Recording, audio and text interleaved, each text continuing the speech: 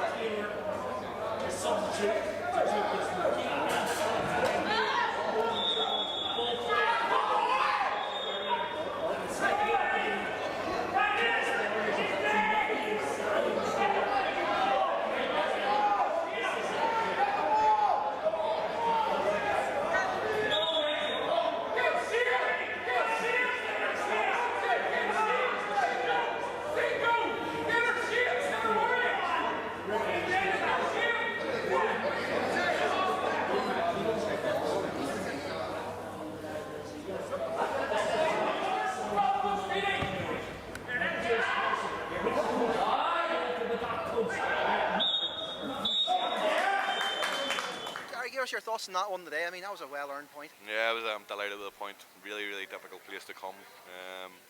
Thought it was a game of two halves. First half we were excellent, dominated the game. Second half I thought they were the better side. There's no point denying that.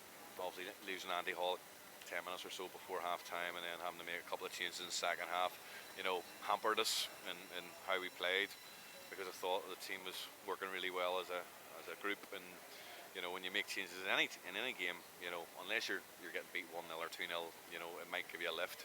But when you're making when you're in the game and you're probably on top of the game, then it makes it really, really difficult for you, because players take their time to find their feet and get into the game. It's different whenever you make it when you're losing, because you come into the game, there's no fear, there's nothing to lose, so you just get on with it. And maybe some changes, but today I thought it was a really solid performance for us, and I'm delighted with the second clean sheet in a week.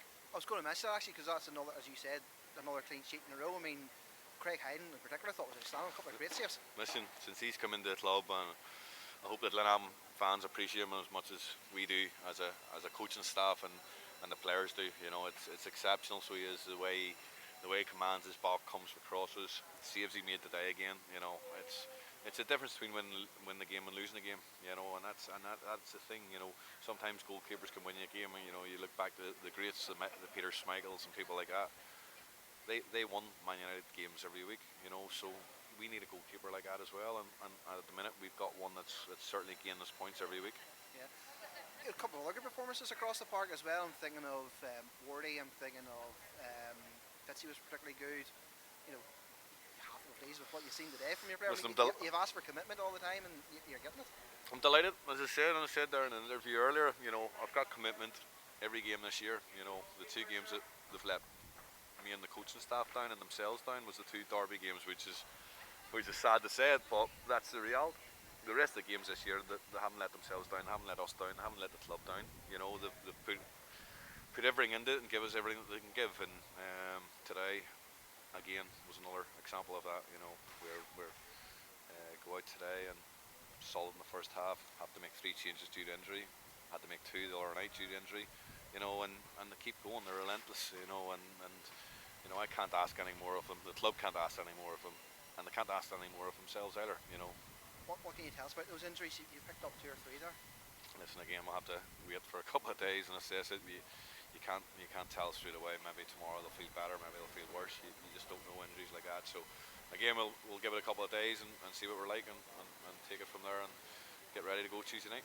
There was a chance as well then for Owen Taylor. He came on for a while. What do you make of him? Yeah, he's a great kid. He's He's somebody who's been in around the first team all season. He started pre-season. Owen is somebody that if he gets his head on it and gets his attitude right and works hard, like Singy and Reese and Mark Sykes and all the rest of them, he can be one of them if he wants to be it. But again, as I've said to all the players at that age, you need to sacrifice things. You need to sacrifice your mates, you need to sacrifice your weekends, you need to eat right, you need to go to the gym, you need to do extra training, and if you do that, they've got the quality, and he's got the quality. And you've seen the wee bits and pieces today when he come on. He's got a bit of quality about him. Got a lovely left foot. His left foot's as good as I've seen for a long time. But as I said, I'm delighted for him today. That's his first proper run out in a competitive game, and he didn't let us down. Another Tuesday night out, and then I believe it's our 8th in a row. So I mean, Ballymena 4 points. Sorry, this time round. Hard to keep up. I mean, what are your thoughts on that one? Another difficult game, and as I said, we don't get easy games against any team, but as I say, Warren Point's always put a good game against us, and we have to wait to Tuesday night, see what our bodies are like again Tuesday night, and come up with a game plan again, and get ready to go again, and hopefully we can put in another good performance like we did today, and hopefully this time we can try and sneak 3 points if we can. Yeah, but wounded again as well, having been well beaten. So I mean, what have you made of them so far this season? Yeah, listen, they've done really well. Listen, everybody at the start of the season expects them to be in the bottom 2 and fighting relegation and everything else. They've done super, I think, this year. They've signed some really good players. The games that we played against, or the game that we played against them, was a tight affair. So listen, no easy games. Listen, Warren Point beat Linfield down there earlier on the season, so Linfield's going to win the league by the looks of things. So when you can beat the league champions, then you can beat Glenavon Football Club. That's as simple as it is. But we have to go down there and make sure our attitudes are right, we're mentally right, and hopefully bodies wise we're okay and be able to put out a strong enough team to get the right result.